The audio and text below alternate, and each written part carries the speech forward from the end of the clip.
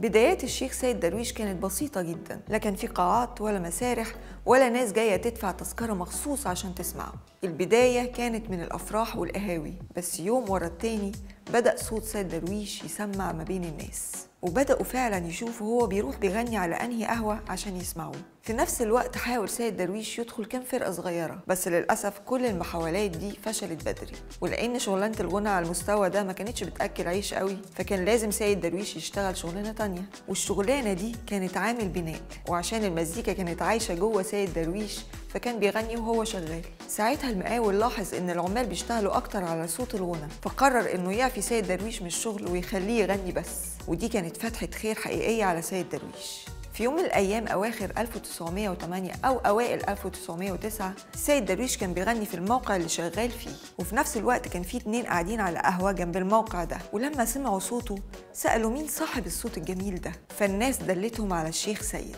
ومن هنا بدأت رحلة سيد درويش الحقيقية، لما انضم لفرقة أمين وسليم عطلة اللي كانوا من رواد المسرح وقتها، وسافر معاهم أول سفرية ليه في حياته على بلاد الشام، وده كان سنة 1909 تقريبا.